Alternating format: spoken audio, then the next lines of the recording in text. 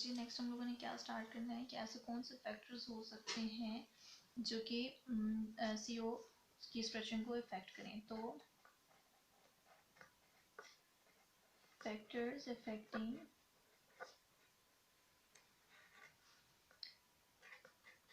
C double bond O यानी कि carbonyl stretching vibrations. Different factors हो सकते हैं। सबसे पहले हम लोग स्टार्ट करते हैं कंजुगेशन इफेक्ट से।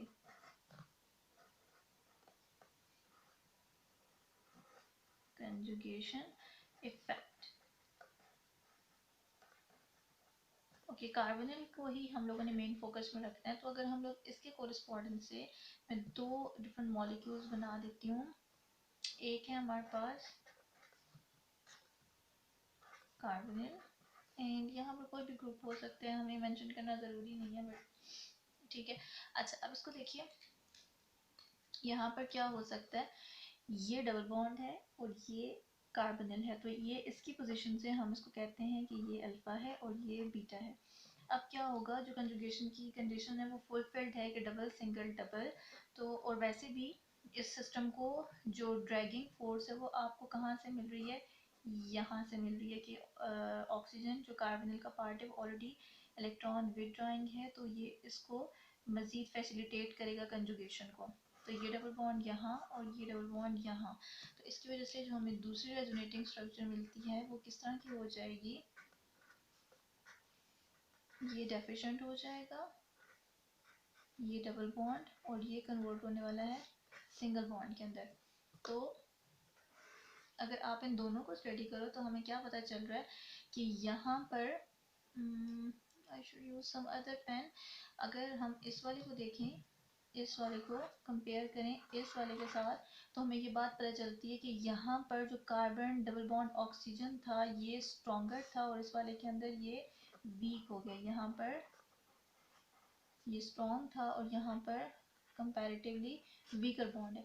तो स्ट्रॉन्गर वाले को फ्रीक्वेंसी भी क्या चाहिए थी, हाई, और वीकर वाले को अब वाइब्रेट होने के लिए फ्रीक्वेंसी भी क्या चाहिए, कम चाहिए। ये आपको कौन सजेस्ट करके दे रहा है, ये हमें स्प्रिंग कांस्टेंट के से पता चल गया, जो हम लोगों ने पढ़ा था कि बेसिकली डिपेंड कर रही होती है वैल्यूज के पे और रिड्यूस्ड मास म्यू पे। तो इसका मतलब ये हुआ कि जहाँ कहीं भी कंजुगेशन इन्वॉल्व हो जाती है वो आपकी कार्बोनिल की वैल्यू को कम कर देती है। Now the thing is that कि कितना कम कर देती है, तो हम ये बात कहते हैं कि ऑलमोस्ट जो कंजुगेशन की वजह से आपका इफेक्ट लगता है वो 25 से लेके 45 पर सेंटीमीटर तक जो इसकी फ्रीक्वेंसी होती है कार्बोनिल की वो रिड्यूस्ड हो जाती है। Fine, okay. अब क्या सिंपल ऐसा होता है, ये हम लोगों ने किसके लिए कहा, ये हम लोगों ने कहा जब आप अल्फा बीटा अनसैचुरेशन को ऐड कर देते हो सिस्टम के अंदर, उसके लिए ऐसे होता है। अगर हम लोग कोई फाइनल ग्रुप को उसके साथ अटैच करवा दें तो उस केस में भी क्या होगा, जो फ्रीक्वेंसी या पर सेंटीमीटर की वैल्यू आएगी वो कम आ जाएगी। लेकिन अगर हम लोग गैमा और सिग्मा वाले को अनसेचुरेशन को एक्सटेंड कर दें अल्फा बीटा वाले के साथ, तो उस केस में भी ये फ्रीक्वेंसी को कम करता है। लेकिन कितने से कम करता है, राउंड अबाउट 15 पर सेंटीमीटर, मतलब रिडक्शन होती है। लेकिन ऑब्वियसली ये बॉन्ड बहुत ज़्यादा दूर चला गया कार्बन से, तो उसका इफेक्ट उतना ज़्यादा प्रोनाउंस नहीं होता जितना हम लोग इसको अल्फा बीटा वाले केस के अंदर स्टडी करें। अच्छा, इसके अलावा हम लोग ये कहते हैं कि अगर आपने alpha beta unsaturated system incorporate कर दिया है फर्दर, तो इसकी वजह से हमें नॉर्मली दो पीक्स देखने में मिलती हैं। ठीक है, वो दो पीक्स किसके लिए होती हैं, एक पीक आपको नजर आएगी एस सिस के लिए और दूसरी आपको नजर आएगी एस ट्रांस के लिए। ठीक है, एस सिस और एस ट्रांस किस तरह से बनेगा, double bond C double bond R. यहाँ पर हम लोग देखते हैं ये वाला जो सिंगल बॉन्ड है दिस वन, इसके कोरिस्पॉन्डेंस में ये वाला ग्रुप भी आपको जिस डायरेक्शन में नजर आ रहा है ऑलमोस्ट ये वाला भी आपको उसी डायरेक्शन में नजर आ रहा है। ठीक है, अगर नहीं नजर आ रहा तो ट्रांस वाला देखें फिर आपको नजर आएगा ये डबल बॉन्ड और ये देखिए टोटली इसका ऑपोजिट फेस है और इसका सेम फेस है। तो यहाँ पे हम लोग क्या कहते हैं कि जो एक सिंगल बॉन्ड के लॉन्ग जो दो ग्रुप्स आ रहे होते हैं, अगर वो सेम पोजीशन पे डिफरेंट पोजीशन पे हो तो हम लोग फिर सिंगल बॉन्ड के लिए साथ में एस एस लिखते हैं, तब वो सिस ट्रांस बन रहा है। अदरवाइज जो सिस ट्रांस जो है वो अल्कीन्स के लॉन्ग आप देख रहे होते हो ना। Okay, now the thing is that कि इन दोनों के लिए जो दो आपको ग्रुप्स मिल रहे होते हैं वो कैरेक्टरिस्टिक एब्जॉर्प्शन आपको बता रहे होते हैं कि वाकई ही आपके पास जो कंपाउंड प्रेजेंट है, जो कार्बोनिल प्रेजेंट है, वो किस नेचर का है जी? वो अल्फा बीटा अनसैचुरेशन है उसके अंदर।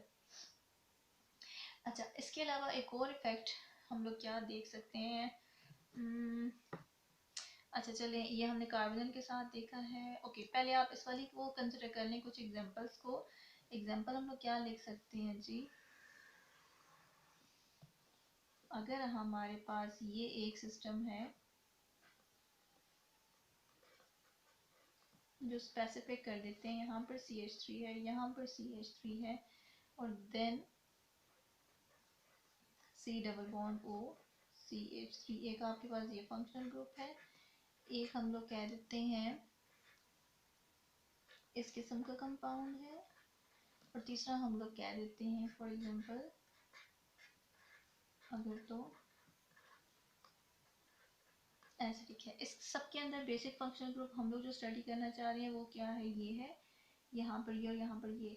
लेकिन हम लोगों ने क्या देखना था? कंजुगेशन। कंजुगेशन ज़रूरी नहीं है कि हम अल्फा बीटा पोजीशन पे इस तरह से ए साइक्लिक को लिखें, हम एरोमेटिक्स को भी लिख सकते हैं, जो हम लोगों ने यहाँ पे फिनाइल की बात की थी। तो इन सब केसेस के अंदर ये वैल्यूज़ के ऊपर क्या फ़र्क पड़ेगा? ये जो आपका सिस्टम है, this is alpha beta unsaturated ketone, ये हमारे पास क्या है? अराइल सब्स्टिट्यूटेड, क्या है बेसिकली? ये एल्डिहाइड। और यहाँ पर अगर हम लोग देखें तो ये क्या है? Aryl substituted ketone, sorry acid. ठीक, अब इसकी वैल्यू कितनी आती है? इसकी वैल्यू जो नॉर्मल होती थी, जो हम लोगों ने पढ़ा था कि कीटोनिक वाले केस के अंदर आपको 17-15 के राउंड अबाउट मिलती है, तो ये आपको डिक्रीज होकर कितनी मिलेगी? 1690, जो ऑलमोस्ट आपने माइट वाला केस पढ़ा था। इसी तरह से इसकी वैल्यू 1725 पर नॉर्मली आती है जो एल्डिहाइड होते हैं, और अब रिड्यूस होकर कितनी मिलेगी? 1700। और जो एसिड्स हैं इनकी वैल्यू होती थी 1710, और ये अब आपको रिड्यूस होकर कितने में मिलेगी? 1680 पर सेंटीमीटर पे। फाइन। तो उसका क्या मतलब हुआ कि जहाँ कहीं पे भी किसी भी तरह से कंजुगेशन इन्वॉल्व हो गई है कार्बोनिल बॉन्ड के साथ, तो हर सूरत उसने क्या करना है? कार्बोनिल में कह रही हूँ, हर सूरत उसने क्या करना है? उसकी रेजोनेंस फ्रीक्वेंसी को कम कर देना। अच्छा, अब अगर हम लोग ये देखें कि इफेक्ट क्या पड़ेगा अगर हम लोगों ने कंजुगेशन एमाइड्स के अंदर डाल दिया। एमाइड ग्रुप क्या होता है? RC double bond O and NH2। ठीक है, यहाँ पर भी क्या है? कार्बोनिल ही है, लेकिन हम लोग ये देखते हैं कि अगर तो हम लोगों ने यहाँ पर इस R की जगह कोई भी कंजुगेटेड सिस्टम डाल दिया, फॉर एग्जांपल इसी वाले को हम कंसिडर कर लेते हैं,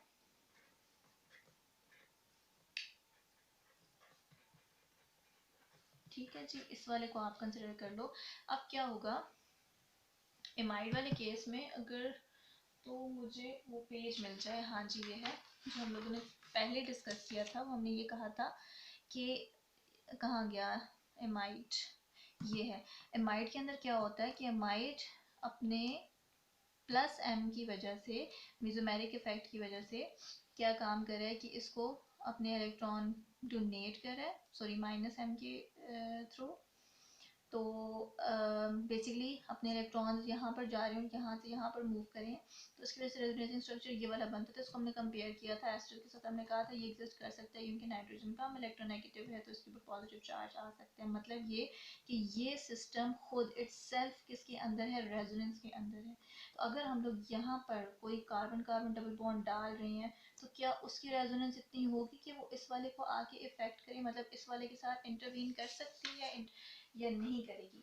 तो देखें इस वाले केस में क्या होगा, जो ये वाला हमने carbon carbon double bond incorporate किया सिस्टम के अंदर, इस कार्बन की क्या हाइब्रिडाइजेशन है, इटसेल्फ sp2 है। और sp2 का क्या मतलब होता है, हम लोग कहते हैं कि ये होते हैं स्लाइटली इलेक्ट्रॉन विथड्रॉइंग ग्रुप्स होते हैं स्लाइटली। तो यहाँ पर क्या होगा कि ये ऑलरेडी एक सिस्टम है जो कि काफ़ी ज़्यादा रेजोनेंस स्टेबलाइज है। ये वाला बॉन्ड जो होता है ना, एमाइड बॉन्ड होता है, ये काफ़ी ज़्यादा स्टेबल बॉन्ड होता है। स्टेबिलिटी की वजह ही होती है कि जो नाइट्रोजन के लोन पेयर हैं वो अगर ये ओपन चेन के अंदर है तो ये बहुत इजीली एक दूसरे के साथ रेजोनेट कर सकते हैं। मतलब ये कि इसके और इसके एन ऑर्बिटॉल और इस वाले का जो पाई ऑर्बिटॉल होता है, ये दूसरे के साथ अच्छी ओवरलैपिंग कर सकते हैं, जिसकी वजह से यहाँ पे आपको डबल बॉन्ड कैरेक्टर नजर आ जाता है। तो अब ये कार्बन इसके अंदर मतलब इसकी अपनी रेजोनेंस को डिस्टर्ब नहीं कर पाता क्योंकि ये वीक है इटसेल्फ। तो ये क्या काम करता है, sp2 की वजह से इस इलेक्ट्रॉन को विदड्रॉ करता है स्लाइटली। जब ये इलेक्ट्रॉन कार्बोनिल से स्लाइटली विदड्रॉ कर रहा है, तो जो नाइट्रोजन पहले इसको बॉन्ड दे रहा था, अपने इलेक्ट्रॉन दे रहा था स्टेबलाइजेशन अचीव करने के लिए, वो इसकी डेफिशिएंसी की वजह से ये इफेक्ट क्या हो जाता है, मजीद इनहेंस हो जाता है। मतलब हम लोग ये कह रहे हैं कि जो आपका माइनस आई इफेक्ट लगता है sp2 कार्बन का, वो इनहेंस कर देता है, वो इनहेंस कर देता है जो इमाइड वाले पार्ट के अंदर माइनस एम इफेक्ट है। ठीक है, प्लस एम इफेक्ट तब होता है कि अगर एमाइड अपनी तरफ इलेक्ट्रॉन्स लेके जाता है, लेकिन ये खुद डोनेट कर रहा है तो माइनस एम इफेक्ट कर रहा है। तो इसका माइनस आई इसके माइनस एम को क्या कर रहा है, इनहेंस कर रहा है। इनहेंसमेंट की वजह से क्या होगा, ये वाला बॉन्ड बेसिकली क्या हो जाएगा, मजीद स्ट्रेंथन हो जाएगा। तो हम लोगों को इस वाले केस में जब हम लोग अल्फा बीटा अनसैचुरेशन इनकॉर्पोरेट करते हैं एमाइड्स में, तो फ्रीक्वेंसी मजीद क्या हो जाती है, स्लाइटली इनहेंस हो जाती है। ठीक है, स्लाइटली इनहेंस हो जाती है। ओके, ये हमारा हो गया इसका पहला इफेक्ट। अब आपने नेक्स्ट क्या देखना है जी, नेक्स्ट हम लोगों ने देखना है कि ओके, नेक्स्ट आपका आ जाता है कि रिंग साइज का क्या इफेक्ट होता है। रिंग साइज इफेक्ट ये हमारा था पहला, और अब हम लोग पढ़ रहे हैं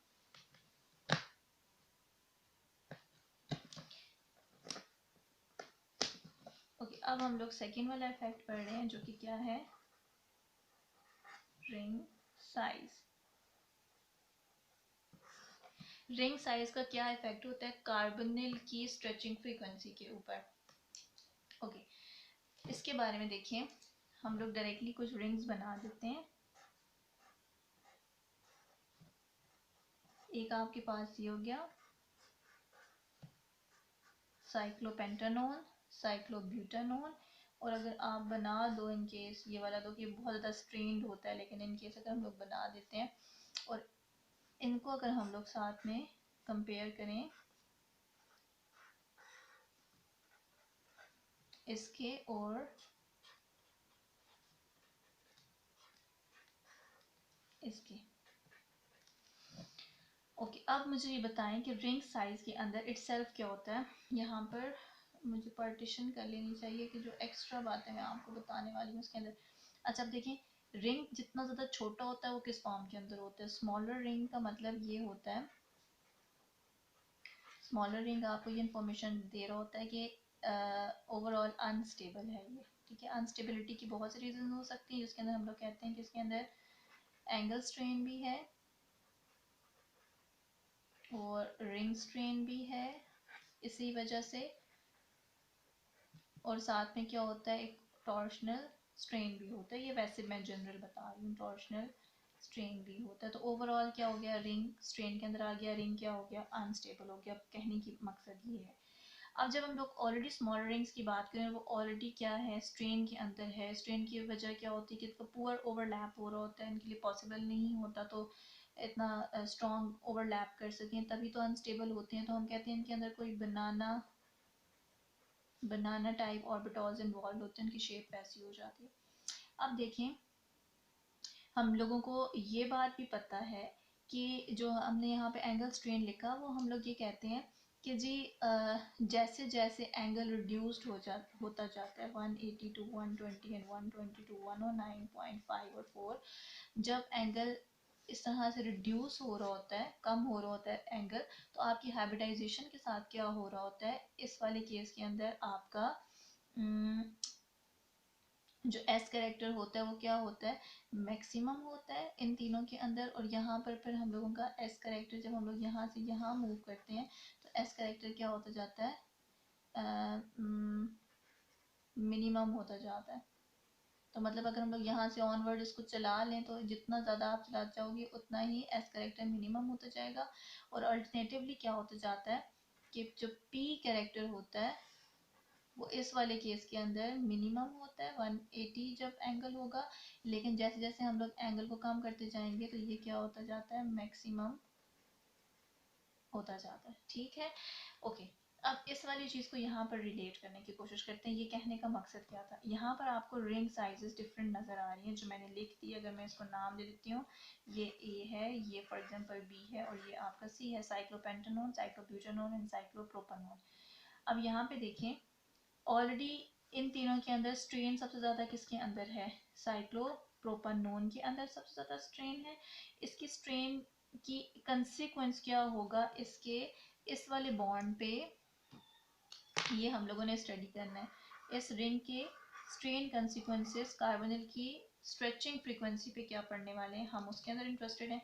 अच्छा, अब यहाँ पर देखें, जब कभी भी रिंग बहुत ज़्यादा छोटा होता है और उसके एक कॉर्नर पे आप उसको sp2 बना देते हो, कार्बोनिल इनकॉर्पोरेट कर देते हो, कार्बोनिल बेस्ड बना देते हो, उसको कीटोनिक बना देते हो, तो इस वाले केस के अंदर क्या होता है, उसकी फ्रीक्वेंसी ऑर्डर ये होगा कि सी वाले की सबसे ज़्यादा होगी, देन बी वाले की होगी, एंड देन ए वाले की होगी। ये हम लोग क्या लिख रहे हैं, इसकी फ्रीक्वेंसी या फिर वेव नंबर लिख रहे हैं। इस तरह से क्यों होता है, सी वाले के अंदर सबसे ज़्यादा क्यों फ्रीक्वेंसी मैक्सिमम हो जाती है, इसकी छोटी सी रीज़न है। इसकी रीज़न क्या है, ये कहता है कि जब कभी भी रिंग बन रही हो तो रिंग बनते हुए क्या होता है, जो कार्बन होगा sp2 फॉर्म के अंदर, वो इस कार्बन और इस कार्बन का आपस में ओवरलैप करने के लिए जो अपना p करेक्टर होगा उसको ज़्यादा यूज़ करेगा।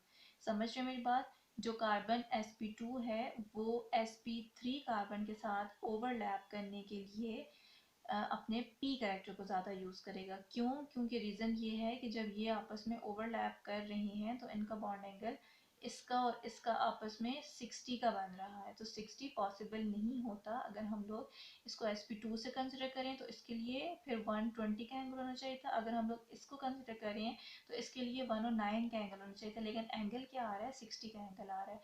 तो ये वाला जो sp2 कार्बन होता है, ये क्योंकि प्लेन के अंदर होता है, तो ये कोशिश करता है कि अपना जो ओवरऑल इसकी हाइब्रिडाइजेशन है sp2, उसमें से जो p करेक्टर है उसको मैक्सिमम ये बॉन्डिंग के लिए यूज़ करे दूसरे कार्बन के साथ। फाइन। अब क्या होगा, जब ये वाला कार्बन अपना मैक्सिमम p करेक्टर अंदर को दे रहा है तो इसके पास पीछे ज़्यादातर क्या रह गया, s करेक्टर रह गया।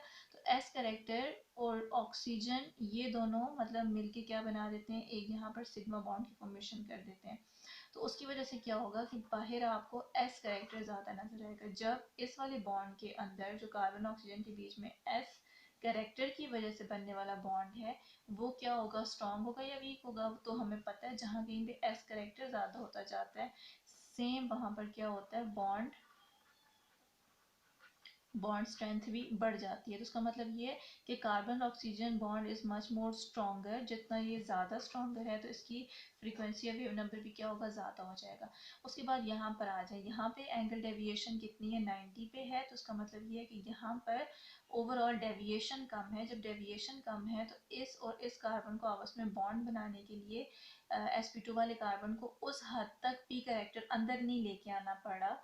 तो जब पी करेक्टर को ये अंदर इतना ज़्यादा यूटिलाइज नहीं कर रहा है as compare to this one, तो उसका मतलब है कि इसके पास जो एस करेक्टर बाहर के लिए बचा वो भी कंपैरेटिवली इससे क्या होगा, कम ही होगा। जब कम होगा तो इसकी बॉन्ड क्या हो जाएगी, कंपैरेटिवली वीक। जब वीक हो जाएगी तो उसकी फ्रीक्वेंसी क्या हो जाएगी, यहाँ पर इसके कंपैरिजन में कम हो जाएगी। इस बात को अगर आप यहाँ पर समराइज करके लिखना चाहो ना, तो यहाँ पर हम लोग ये कह रहे हैं कि जब कभी भी जो sp2 कार्बन है वो मतलब इंटरनल या इनसाइड आप कह दो, इनसाइड जब वो बॉन्डिंग करता है इन अ रिंग, तो वो यूज करता है पी कैरेक्टर को more and less S character, ठीक है। एज अ रिजल्ट क्या होता है, more S character is available outside. Therefore जो आउटर बॉन्ड होता है, आउटर बॉन्ड या हम कह सकते हैं जो एक्सो डबल बॉन्ड होगा will have more strength। क्यों, क्योंकि उसके पास क्या है, मोर एस कैरेक्टर है, owing to its more S character, ठीक है।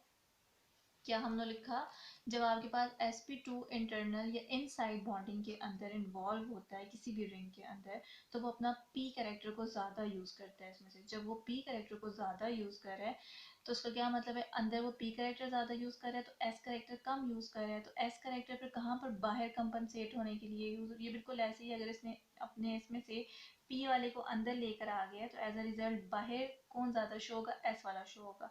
तो जो बाहर एस वाला ज़्यादा शो हो रहा है, जो एक्सोसाइक्लिक बॉन्ड बन रहा है उसके अंदर अगर एस की कैरेक्टरिस्टिक ज़्यादा है, उसकी प्रोपोर्शन ज़्यादा है, तो उसकी वजह से बाहर वाला बॉन्ड क्या होता है, ज़्यादा स्ट्रॉन्ग होगा। जितना ज़्यादा स्ट्रॉन्ग होता जाएगा उतनी ज़्यादा वो फ्रीक्वेंसी ज़्यादा एब्जॉर्ब करता जाएगा, उसकी आया फ्रीक्वेंसी बढ़ती जाएगी। और ये किसके साथ डायरेक्टली रिलेट होती है, ये सारी स्टोरी रिंग की स्ट्रेन के साथ होती है। जितनी छोटी रिंग होगी उसके अंदर अंदर पी करेक्टर उतना ज़्यादा आएगा और बाहर एस करेक्टर उतना ज़्यादा जाएगा। इस वाले केस के अंदर अगर मैं हम लोग यहाँ पर इसको कुछ लिखते हैं, फॉर एग्जांपल एक रेशो मान लेते हैं कि अगर इसने 100% कर लो, नहीं 100% तो वो नहीं, अच्छा चले 100% कर ले। 100% पी करेक्टर इसने अंदर यूज़ कर लिया, तो 100% बार क्या यूज़ कर रहा है, एस करेक्टर को यूज़ कर रहा है। इस वाले केस में मान लेते हैं कि उसने क्या यूज़ कर लिया, 90% पी करेक्टर अंदर की तरफ यूज़ कर लिया है फॉर बॉन्डिंग, फॉर ओवरलैपिंग। तो बाहर क्या होगा, 10% अभी भी बाहर पी है, और जो पहले 100% एस था अब वो कितना हो गया, वो 90% एस हो गया। तो एस करेक्टर बाहर कम हो गया, तो कंपेरेटिवली ये वाला बॉन्ड भी वीक हो गया। अगर हम लोग यहाँ पर देखें तो माइट भी पॉसिबल है कि 80% पी कैरेक्टर है और अभी भी अंदर क्या आ गया, 20% तो एस अंदर आ गया। तो बाहर के लिए कितना रह गया, बाहर के लिए रह गया 20% पी और इसी तरह से 80% एस करेक्टर। तो इस वाले केस में 100% एस, इस वाले केस में 90% 80%। ये कोई परसेंटेज इन एक्चुअल की ही एग्जिस्ट नहीं करती है, ठीक है। ये मैंने जस्ट आप लोगों को एक रफ एस्टिमेशन समझाने के लिए बात की है। ओके, अब इस वाले केस के अंदर क्या हो रहा है, अगर हम लोग इनकी एग्जैक्ट वैल्यूज को देखें आप लोग, तो इसकी वैल्यू कितनी आती है, इसकी ओरिजिनल वैल्यू होती है 1715 कीटोन्स की, तो वो रिड्यूस होकर कितनी हो जाएगी 1745, ठीक है। ओवरऑल हम लोग क्या कह रहे हैं, रिंग साइज का एक ही मतलब है कि उसने कम तो किया, लेकिन कितना कम और कितना ज्यादा किया वो डिपेंड कर रहा होता है रिंग की अपनी स्ट्रेन के ऊपर। अगर हम लोग इस वाले को देखें तो 1735 से ये रिड्यूस होके सॉरी इसकी वैल्यू भी कितनी होगी, कहाँ लिखूं, इसकी वैल्यू होगी 1715 और अब ये कितनी हो जाएगी 1780। इसी तरह से अगर हम लोग इसको देखें तो इसकी पहले वैल्यू कितनी थी, इसकी वैल्यू थी 1715 15 और अब वो रिड्यूस होके एटलीस्ट 780 से कम हो जाती है, राउंड अबाउट वो 1690 के रफली राउंड अबाउट आ जाती है।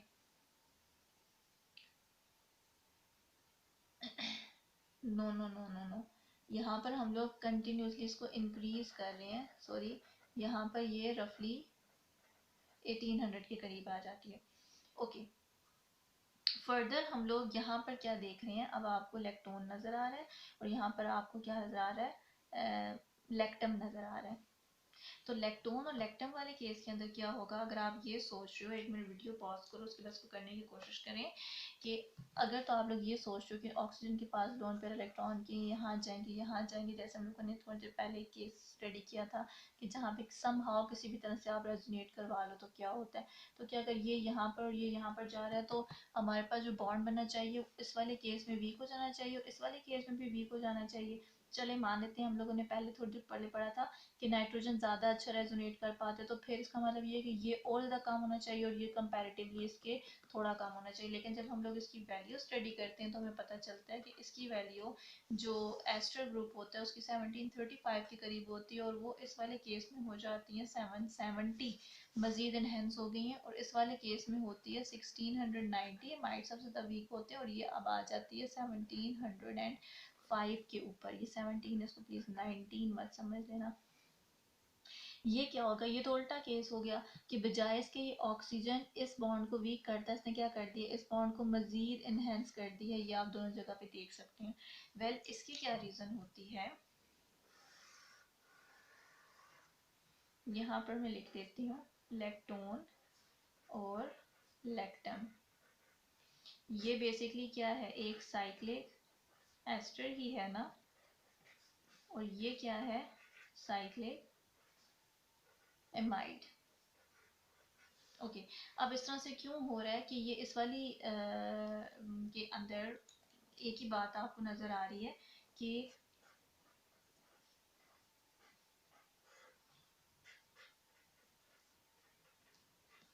सोचें आप, शाबाश, तब तक साथ साथ के हो क्या रहा है, असल में क्या सीन चल रहे हैं। देखें जी, अगर तो ये शो करता अपना ये वाला ऑक्सीजन और ये आ गया नाइट्रोजन, अगर ऑक्सीजन ने अगर तो ऑक्सीजन ने जो कि लैक्टोन का हिस्सा था इसने की हुई होती माइनस एम इफेक्ट, तो उसकी वजह से इफ, ठीक है, अगर ये होता तो आपको फ्रीक्वेंसी जो थी वो क्या नज़र आती, कम नज़र आती। अगर ऑक्सीजन ने माइनस एम इफेक्ट जो कि हुआ था तो फ्रीक्वेंसी क्या हो जाती, आया फ्रीक्वेंसी रिड्यूस हो जाती। लेकिन यहाँ पर तो ऐसा हुआ नहीं है, ठीक है। इसी तरह से अगर यहाँ पर नाइट्रोजन ने माइनस एम इफेक्ट शो किया होता तो फ्रीक्वेंसी क्या हो जानी थी, कम हो जानी थी, क्योंकि ये वाला बॉन्ड क्या होता है, सिंगल बॉन्ड के अंदर कैरेक्टर इसका चेंज हो जाता है। लेकिन इन दोनों के अंदर ऐसा नहीं हुआ।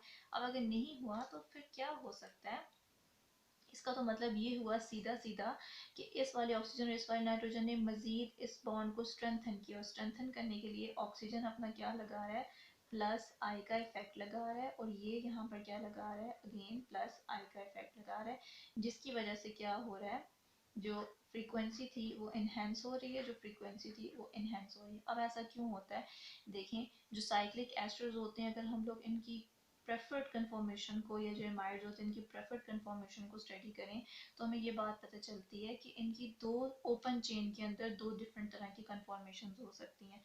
किस किस तरह की हो सकती हैं, आर होगा, सी डबल बॉन्ड होगा, ओ एंड आर। इसी तरह से इसकी एक दूसरी कन्फॉर्मेशन हो सकती है जिसके अंदर ओ होगा एंड देन आर होगा, ठीक है। ये दो इसकी कन्फॉर्मेशन हो सकती हैं। यहाँ पर देखिए आपको क्या कुछ नजर आ रहा है, ये इसका एक डायपोल और ये इसका दूसरा डायपोल। यहाँ पर अगर हम लोग देखें ये एक डायपोल है और ये दूसरा, अगर मैं इसको यहाँ पे एरो लगा दी तो वो ज़्यादा ठीक रहता है, ठीक है। इस तरह से इनके डायपोल्स बने हुए हैं। फर्दर यहाँ पे ये वाली कंफर्मेशन को हम लोग क्या कहते हैं, इसके अंदर ये भी डाउन है और ये वाला भी डाउन है, ये इसका जी कन्फॉर्मर है, और जिसके अंदर एक डाउन है और दूसरा अबव पोजीशन पे आ रहा है, तो इसको हम लोग क्या कहते हैं, ये इसका क्या है, ई कन्फॉर्मर है। फाइन। अब Z और A के अंदर फ़र्क देखें, जो Z वाला कन्फॉर्मर था ये क्या हो रहा है यहाँ पे, एक तो इस आर के बीच में रिपल्जन ज़्यादा हो रही है, तो स्टेरिक्स की वजह से ये सिस्टम अनस्टेबल है, नंबर 1। नंबर 2, अगर हम लोग देखें जो इसका डायपोल है और जो इसका डायपोल है, इन दोनों डायपोल्स के बीच में कोई इंटरेक्शन नहीं है, तो डायपोल डायपोल इलेक्ट्रोस्टैटिक इंटरेक्शन यहाँ एग्जिस्ट नहीं कर रही है। अगर आप लोग ई वाला कन्फॉर्मर देखते हो तो यहाँ पर आपको क्या लग रहा है कि ये वाला जो पॉजिटिव एंड था, क्योंकि ये डायपोल इस डायरेक्शन में है, इसका जो पॉजिटिव एंड था वो बहुत ज़्यादा करीब है इसके नेगेटिव से। मैंने पहले भी कहा था कि अगर मैंने इसको यहाँ पर ड्रॉ किया होता तो आपको ये स्टेरिक, ये जो इलेक्ट्रोस्टैटिक डायपोल इंटरेक्शन है ज़्यादा समझ आती, ये वाला नेगेटिव और ये वाला पॉजिटिव, तो इनके बीच में इलेक्ट्रोस्टैटिक जो इंटरेक्शन है डायपोल डायपोल, वो ई वाले को क्या बना रही होती है, ज़्यादा स्टेबल बना रही होती है, और जी वाले को क्या कर रही होती है, लेस स्टेबल बना रही होती है। तो इन दोनों के अंदर जो लेस स्टेबल कॉन्फ़िगरेशन आप देख रहे हो वो कौन सी है, सी कन्फॉर्मर वाली है। फर्दर क्या होता है, इसकी कम स्टेबिलिटी की वजह ये होती है कि जो ई कन्फॉर्मर होता है, इसके लिए जो ऑक्सीजन के, यहाँ पे जो ऑक्सीजन के एन ऑर्बिटॉल होते हैं वो क्या काम करते हैं, वो कार्बोनिल के पाई ऑर्बिटॉल के साथ ओवरलैप कर पाते हैं, क्योंकि ये दोनों क्या होते हैं, एक दूसरे के साथ पैरेलल होते हैं, ठीक है, इस वाले केस में। लेकिन इस वाले केस में जो नाइट्रोजन के एन ऑर्बिटॉल हैं वो कार्बोनिल के पाई ऑर्बिटॉल के क्या होते हैं, ये यहाँ पर एग्जिस्ट कर रहा होता है, तो ये क्या होते हैं, दूसरे के परपेंडिकुलर होते हैं, परपेंडिकुलर होने की वजह से दूसरे के साथ ओवरलैप नहीं कर पाते हैं। अब आप इलेक्ट्रॉन वाले को स्टडी करो तो इलेक्ट्रॉन वाले में आपको कौन सी कन्फॉर्मेशन नजर आ रही है, ये ऑक्सीजन के अबव और ये वाला बिलो आ रहा है, ठीक है। तो इसका मतलब ये हुआ कि यहाँ पर ये लॉक्ड हुए हुए हैं इलेक्ट्रॉन अपनी किस कन्फॉर्मेशन के अंदर, अपने जी कन्फॉर्मेशन के अंदर, जिस वजह से इनके लिए पॉसिबल नहीं है कि ये n2 पाई कंजुगेशन कंजुगेशन को शो करें। तो मतलब ये हुआ कि इनके लिए म्यूजोमेरिक इफेक्ट शो करना पॉसिबल नहीं है। सेम एमाइड वाले केस के अंदर भी होता है। तो इस वजह से क्या होगा कि ये वाला ऑक्सीजन एक ही इफेक्ट शो करेगा, वो कौन सा हो सकता है, प्लस आई इफेक्ट। और जब कभी भी इसके ऊपर ये प्लस आई इफेक्ट लगाएगा, इस तरह से प्लस आई इफेक्ट लगाएगा और ये भी प्लस आई इफेक्ट लगाएगा, तो क्या होगा, जो कार्बोनिल बॉन्ड होगा ये स्ट्रेंथन हो जाएगा मजीद। तो ये आपको वैल्यू कहाँ से नजर आ रही है, यहाँ से, कि इसने इसकी वैल्यू को 1770 तक लिया स्ट्रेंथन करके, और इसने इसकी वैल्यू को मजीद स्ट्रेंथन कर लिया। अब आपको पता है कि नाइट्रोजन कम इलेक्ट्रो नेगेटिव होता है, ऑक्सीजन ज़्यादा इलेक्ट्रो नेगेटिव होता है, तो ऑक्सीजन ने ज़्यादा इलेक्ट्रॉन को अपनी तरफ विदड्रॉ करना है। ये इसका बहुत क्रिटिकल कॉन्सेप्ट है, अगर आपको नहीं समझ आई है इन केस, तो गॉगल की बुक के अंदर इसकी एक्सप्लेनेशन थोड़ी सी और पॉइंट ऑफ व्यू से लेकिन आपको मिल जाएगी। पेविया के अंदर इसकी एक्सप्लेनेशन बहुत कम, उन्होंने बल्कि एक्सप्लेनेशन सिरे से नहीं गिवन है। तो हम लोग जो भी बुक फॉलो कर रहे हैं वो पेविया की है, और इसके अलावा कुछ चीज़ें अगर आप देखो तो लॉरेंस की बुक में से या देव की बुक, ये तीनों स्पेक्ट्रोस्कोपिक की अच्छी बुक्स हैं, आपको वहाँ से इसकी इंफॉर्मेशन मिल जाएगी जी। ओके, नेक्स्ट हम लोग क्या कह सकते हैं, अल्फा सब्स्टिट्यूशन इफेक्ट को हम लोगों ने स्टडी करना है।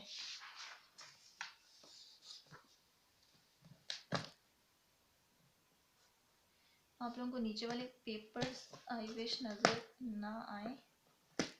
ओके, अब हम लोग जो तीसरा इफेक्ट देखते हैं वो आपके पास आ जाता है अल्फा इफेक्ट। अल्फा इफेक्ट आपको नाम से बता रहा है कोई ना कुछ ऐसी चीज होने वाली है जो कि अल्फा पोजीशन पे है, और वो फिर कार्बोनिल की फ्रीक्वेंसी को इंक्रीज कर सकती है या फिर डिक्रीज कर सकती है।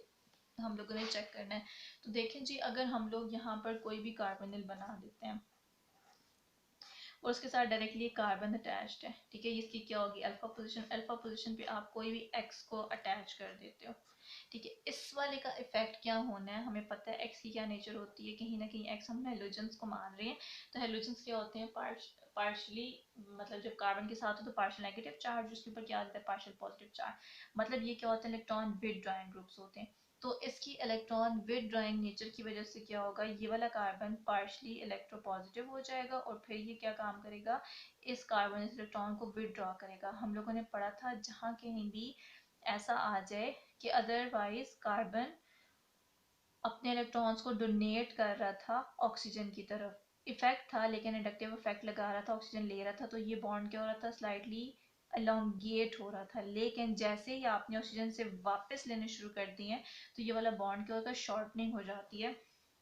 यहाँ पर मैं लिख देती हूँ, इसके अंदर जो एक्स का माइनस आई इफेक्ट है, उसकी वजह से क्या हो रहा है, जो कार्बोनिल बॉन्ड है ये शॉर्ट हो रहा है, और इसकी शॉर्टनिंग की वजह से इसकी जो फ्रीक्वेंसी है वो ज़्यादा हो जाती है, ठीक है। क्योंकि शॉर्टनिंग का क्या मतलब है, इन अदर वर्ड्स आप कह रहे हो कि इसकी स्ट्रेंथ क्या हो रही है, स्ट्रेंथन आप इसको मजीद कर रहे हो, ये छोटा सा इसके अंदर कॉन्सेप्ट होता है। अच्छा, अब अगर हम लोग ये देखें कि अगर तो इसके साथ अगर हम आप कंसिडर कर लो कि ये साइक्लोहेक्सेन है, ठीक है, तो साइक्लोहेक्सेन को हम लोग कैसे लिखते हैं, अगर तो ये इस तरह से एग्जिस्ट करो, आपको पता है कि इस जो साइक्लोहेक्सेन होता है इसके अंदर एग्जिस्ट नहीं कर रही होती है कोई किसी किस्म की एंगल स्ट्रेन, क्योंकि ये परफेक्ट होता है, इस कन्फर्मेशन में होता नहीं है, प्लैनेट चेयर के अंदर होता है, लेकिन जिसके अंदर भी होता है ये परफेक्ट होता है, 109 का एंगल शो कर रहा होता है। साइक्लोहेक्सानोन के पास अगर क्लोरीन है तो उसकी दो कन्फर्मेशंस बन सकती हैं। दो कन्फर्मेशंस कौन कौन सी होती हैं जी, एक हम लोग बना देते हैं,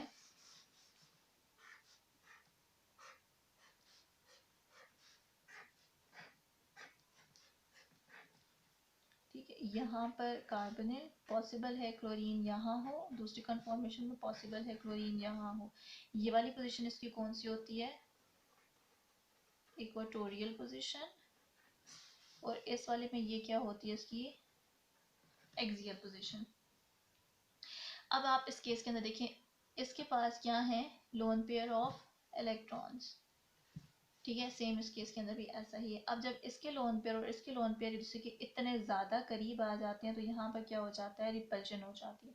जब रिपल्जन होती है तो इसके जो इलेक्ट्रॉन्स हैं, जो एन इलेक्ट्रॉन्स हैं ऑक्सीजन के पास, वो आप एक तरह से कह सकते हो वो री करने लग जाते हैं किसको, कार्बन ऑक्सीजन के बॉन्ड को। ये बिल्कुल ऐसे ही यहाँ से पुश कर रहे हैं और ऑर्बिटल यहाँ पे इसके साथ मजीद कहाँ जाएंगे, स्पेस के अंदर, वो क्या काम करते हैं, किसी न किसी तरह इसके साथ ओवरलैपिंग की कोशिश करते हैं, तो इस वाले बॉन्ड को मजीद स्ट्रेंथन करने की कोशिश करें।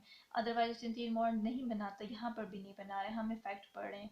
ये अपने ऐसे तो पॉसिबल नहीं है ये अपना ऑर्बिटल ऐसे बड़ा करने लग जाए और स्पेस में कहीं और भी दूर चला जाए, तो वो क्या काम करता है, समहाउ इनको यूटिलाइज करने की कोशिश करता है, जो इस वाले कार्बन के साथ इसको ट्रिपल बॉन्ड लाइक इफेक्ट दे रहा होता है, और ये वाले बॉन्ड के होते स्ट्रॉन्ग हो जाता है। इस वजह से जो इक्वाटोरियल है 1 और 2, जो इक्वाटोरियल वाला है इसकी फ्रीक्वेंसी ज़्यादा हो जाती है देन एक्सियल वाले से। थर्ड वाला इफेक्ट हम लोग क्या पढ़ते हैं, hydrogen bonding effect, sorry fourth है जी, फोर्थ वाला हमारा क्या है, हाइड्रोजन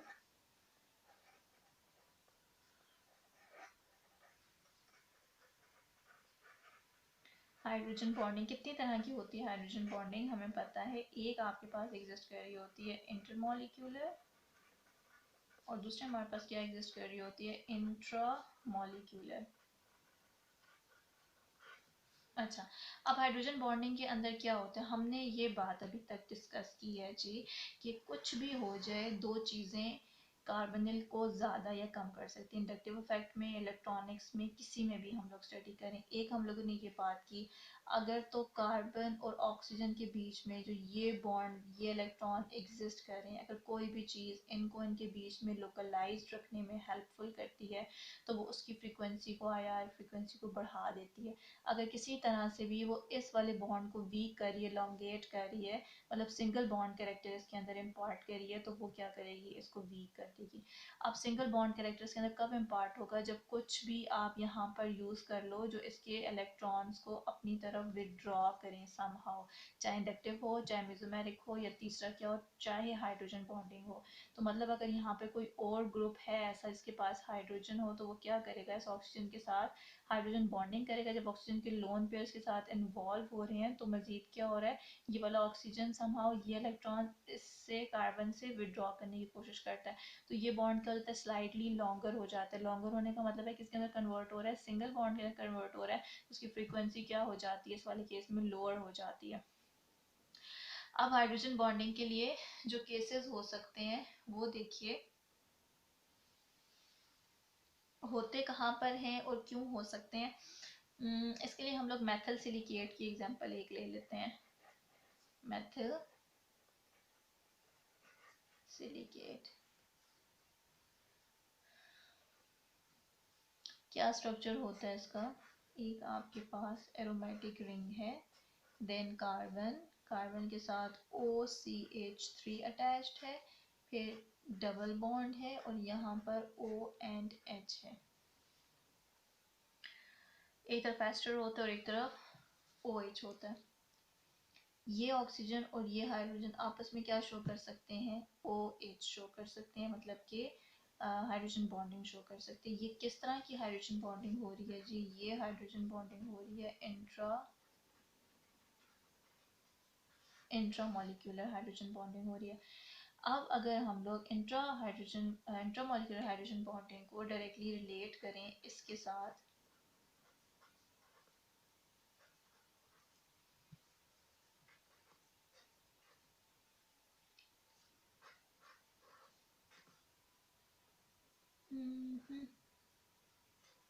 मुझे इस तरह से बनाना चाहिए था कि दोनों ये दूसरे के करीब करीब सामने आमने आ जाए, लेकिन चले यहाँ पर आप इसी को शो कर लें।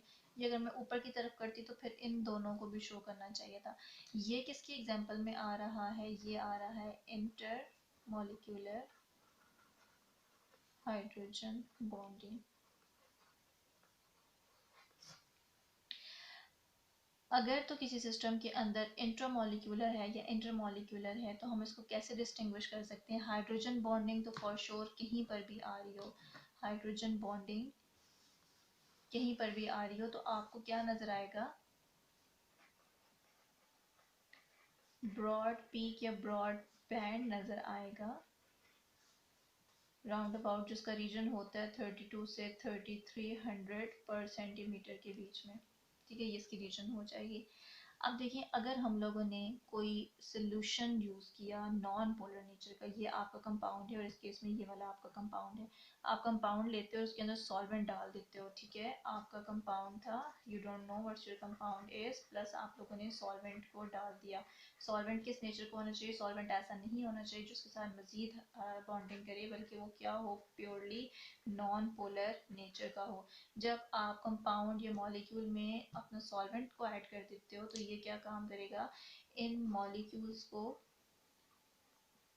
जो आपके मॉलिक्यूल्स हैं इनको अपार्ट कर देगा, इससे दूर लेके चला जाएगा। जब दूर चला जाएगा तो हाइड्रोजन बॉन्डिंग क्या हो जाएगी, कम हो जाएगी। जब हाइड्रोजन बॉन्डिंग कम हो जाएगी तो इसकी जो फ्रीक्वेंसी है वो क्या हो जाएगी, बढ़ जाएगी। अब इसके अंदर क्योंकि क्या आ रहा है, प्योरली कार्बोनिल करेक्टर, जो ओरिजिनल इसकी बॉन्ड थी वही ये शो करेगा। लेकिन अगर ऐसा नहीं होता, अगर आप लोग कम सॉल्वेंट को यूज़ करते हो और उसका कंसनट्रेटेड फॉर्म के अंदर यूज़ करते हो तो फिर ये क्या काम करेगा, हाइड्रोजन बॉन्डिंग शो करेगा ही करेगा। लेकिन ये किस केस के अंदर हो सकता है, हाइड्रोजन बॉन्डिंग डिपेंडेंट होती है कंसनट्रेशन पे, लेकिन सिर्फ उस केस में जहाँ पे आप इंटरमोलिकुलर को स्टडी कर रहे हो। जहाँ पर हम लोग इंट्रामोलिकुलर को स्टडी कर रहे होते हैं वो आपका फिर नहीं बता पाते हो कि मतलब ये हाइड्रोजन डिपेंडेंट नहीं है तो ये मज़ीद कम जा रही है, लो जा रही है, ये एक ही वैल्यू पर देगी। तो इसका मतलब ये है कि कहीं पे अगर आपको hydrogen bonding first of all molecule के अंदर नज़र आ रही है और आपने अब ये कंफर्म करना है कि ये इंटर है या इंट्रा बेस्ड है। ठीक है, ये इंपॉर्टेंट है। अगर आपसे कोई कभी पूछ ले कि हाइड्रोजन बॉन्डिंग इस जगह पर शो हो गई है और हम लोगों ने उसके बाद इसमें क्या ऐड किया, नॉन पोलर सॉल्वेंट को ऐड किया, लेकिन उस सॉल्वेंट ने फिर भी इसकी वैल्यू को कम या ज़्यादा नहीं किया, तो what you are analysing from this system, तो हम ये कह सकते हैं कि इसका मतलब ये है कि वहाँ पे हाइड्रोजन बॉन्डिंग किस नेचर की थी, इंट्रामोलिकुलर की थी। क्योंकि इंट्रामोलिकुलर में तो आप समहाउ अपने ही मॉलिक्यूल को खुद से दूर नहीं कर पाओगे। तो ये थे इसके सारे इफेक्ट्स। नेक्स्ट हम लोग स्टार्ट करेंगे स्पेक्ट्रम को।